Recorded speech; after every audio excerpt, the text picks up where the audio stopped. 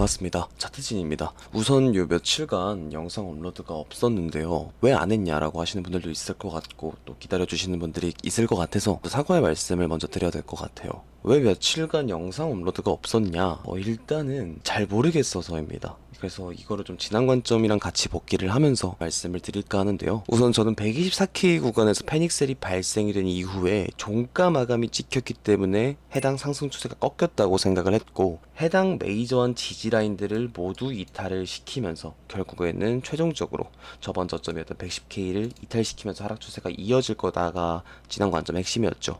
그리고 실제로 110K가 이탈이 되면서 제 시나리오대로 흘러갈 가능성이 높아졌다라고 생각을 했고, FOMC가 남아있는 상황에서 해당 더블탑 패턴의 리테스트, 그리고 이 리테스트 상승은 113K를 넘지 못하는 것이 핵심이었는데요. 해당 구간을 돌파를 하게 되면서 제 지난 하락 관점은 사실 좀 완벽하게 빗나갔다라고 말씀을 드릴 수가 있을 것 같습니다. 좀 말을 교묘하게 바꿔서 지난 관점이 아직 안 틀렸다, 하락 가능성 아직 있다, 이렇게 말씀드리고 싶지 않습니다. 그냥 틀린 거는 틀린 게 맞거든요. 그래서 제 영상을 좀 챙겨봐 주시는 분들에게 이때의 관점이 과연 도움이 됐냐를 생각을 해보면 도움이 안 됐을 것 같아서 구독자분들에게 죄송하다고 먼저 말씀을 드리고 싶고요. 추세를 주로 다루는 저로서는 앞으로의 추세가 좀 어떻게 흘러갈지 잘 모르겠는데, 단순히 아는 척 하려고 그냥 롱인지 숏인지 찍고 기도하는 그런 영상은 올리고 싶지가 않아서 영상을 올리지 못했죠. FOMC 이전까지는. 그래서 금리 인하를 앞두고 있는 상황에서 지금의 상황을 어떻게 봐야 할까를 계속해서 고민을 했고, 결국 FOMC 이후 무빙을 체크한 뒤에 추세로 확인을 해야겠다라고 생각하고 요 며칠간은 계속해서 좀 단타만 쳤습니다. 단타 관점은 매일 차트신 관점, 그리고 진과 함께 스터디룸에 공유를 드렸었고요. FOMC 발표 날에는 밤을 새면서 좀 관점을 계속해서 말씀을 드렸죠. 해당 구간에서는 단기적으로 힘이 좀 많이 빠지고 있기 때문에 이 구간에서는 하락을 생각을 해서 숏 포지션을 진입을 했고, FOMC 발표 이전에 정리를 했고요. FOMC 이후 금리가 인하가 된 시점에서 해당 채널의 하단 자리를 주게 된다면 결국에는 이 자리를 이탈시키지 않은 상태로 이 고점을 넘는 상승을 보여줄 거다. 그래서 저는 105K 롱 포지션에 진입을 했다라고 말씀을 드렸고, 실제로 전고점을 넘게 되면서 롱 포지션은 해당 구간에서 익절을 했다라고 말씀을 드렸습니다. 이 포지션은 모두가 볼 수 있는 전체 공개방에 좀 남겨드렸죠. 그리고 가장 중요한 것, 현재로서는 지금의 상황을 어느 정도 좀 정리를 할 수가 있을 것 같아서 영상으로 다시 찾아뵙게 되었습니다. 그래서 너는 지금의 상황을 좀 어떻게 생각을 하고 있냐를 명확하게 정리를 해드리려고 하는데요. 시작하기 전에 구독과 좋아요 한 번씩 꼭 눌러주시고, 앞서 말씀드렸듯이 단기 관점과 단타 포지션, 그리고 매일 무빙이 발생하는 것에 따라서 제가 생각하는 관점은 댓글과 더보기란에 있는 텔레그램에 매일 남겨드리고 있기 때문에 제 관점을 기다려주시는 구독자분들이 계시다면 아래에 있는 텔레그램으로 들어와 주셨으면 좋겠고요. 따로 제가 여러분들에게 돈을 받는 건 아니고 여러분들과의 유일한 소통 창구라고 생각을 해요. 제 생각을 가장 빠르게 전달해 드릴 수 있는 공간이기 때문에 귀찮으시더라도 한 번씩 참여를 하셔서 앞으로 진행되는 시장도 함께 해주셨으면 좋겠습니다. 네, 서론이 길었는데요. 금리 인하까지 된 지금의 상황 어떻게 바라봐야 하는지, 차트지는 어떻게 생각을 하고 있는지 지금 바로 시작해 보겠습니다.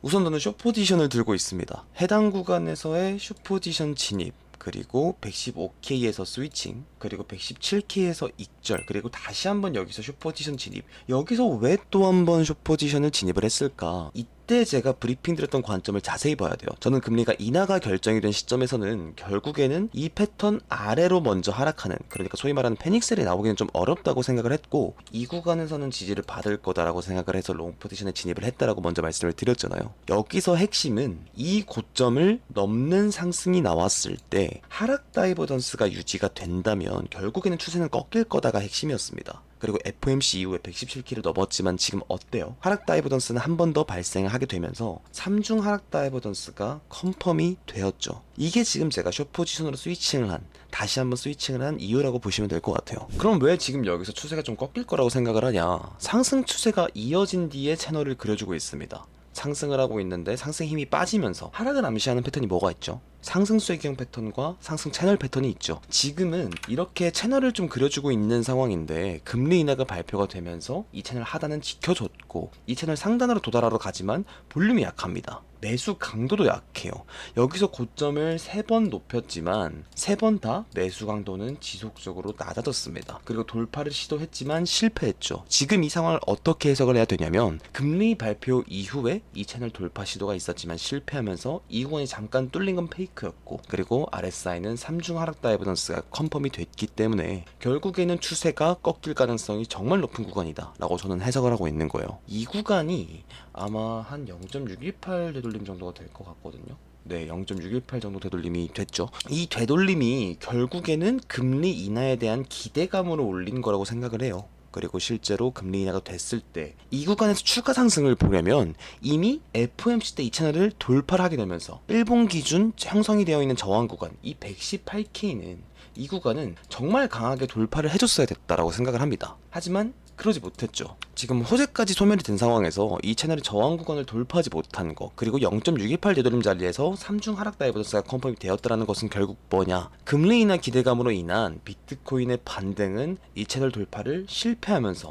마무리가 될 가능성이 높다라는 겁니다. 네, 그리고 한 가지, 패턴의 세 번째 무빙에서 돌파 페이크가 나온다면 높은 확률로 패턴의 하단 지지라인을 테스트하러 갑니다. 이건 외워두시는 게 좋아요. 패턴이 진행이 되고 있는데 이 저항 구간 상단을 돌파를 했지만 다시 볼륨이 실은 하락이 발생이 되었을 때는 높은 확률로 이 지지라인을 테스트하러 갑니다. 그리고 결국 이 지지를 실패할 가능성이 정말 높아요. 왜 이런 현상이 발생을 하냐? 결국에는 본격적인 추세가 나타나기 이전에 해당 저항에 몰려있는 포지션 한번 털어낸 뒤에 추세를 보여주는 거거든요.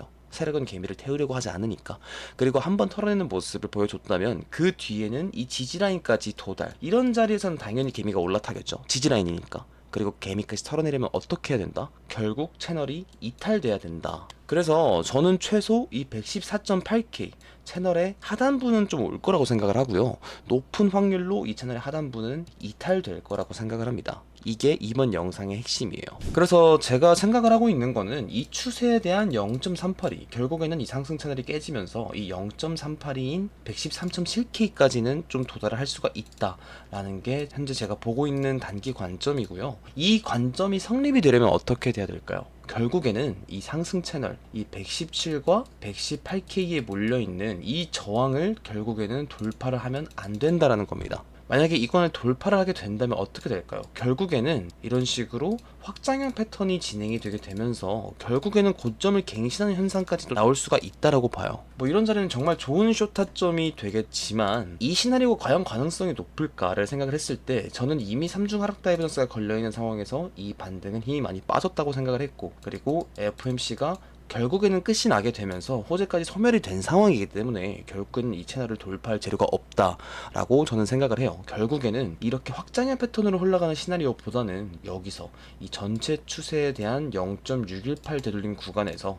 힘이 빠지면서 해당 구간까지 조정을 주는 게 이번 영상의 핵심이라고 생각을 해주시면 될 것 같습니다. 자, 테더 도미넌스, 이 시장의 현금 비율까지 체크를 해보게 되면 과매도를 찍어준 뒤에 매수 강도가 많이 올라갔죠. 그럼 지금 상황에서 생각을 해볼 수 있는 건 뭘까요? 테더 도미넌스는 이렇게 더블 바텀 패턴을 보여줄 가능성이 꽤나 높아졌다는 거예요. 이 하락이 발생이 된 이후에 강한 볼륨이 실리면서 반등이 나와주고 있기 때문에 결국에는 이 하락을 모두 되돌리는 현금 비율의 상승이 있을 수 있다라고 저는 해석을 하고 있거든요. 그러면 여기서 어센딩으로 좀 진행이 되던 더블 바텀으로 진행이 되던 결국에는 이 패턴의 넥라인 4.36% 구간까지는 현금 비율의 상승, 그리고 코인 시장에 조정이 발생할 가능성이 꽤나 많이 높아지게 된다라고 생각을 해보고 있는 겁니다. 또 여기서 단기적인 프레임으로만 봐도 해당 구간에서 역헤드앤 숄더 패턴이 좀 컨펌이 되게 되면서 넥라인까지 돌파가 되었죠. 그리고 해당 넥라인을 돌파를 하게 되면서 추세선을 지속적으로 좀 암시를 하고 있고 지속적으로 상승 다이버전스가 유지가 되고 있기 때문에 결국에는 이 구간에서 추세 전환을 계속해서 암시하는 신호가 나타나고 있다. 그래서 저는 결국에는 넥라인을 돌파를 할 거라고 생각을 하지만 충분히 넥라인까지는 높은 확률로 도달을 할 거다라고 생각을 합니다. 결국에는 현금 비율이 여기까지는 상승을 할 수가 있다라고 생각을 해보고 있는 거예요. 그래서 결론은 제가 생각을 했을 때 금리 인하 기대감으로 올린 이 상승은 결국에는 여기서 마무리가 될 가능성이 높다라는 거고, 결국에는 이 상승 채널이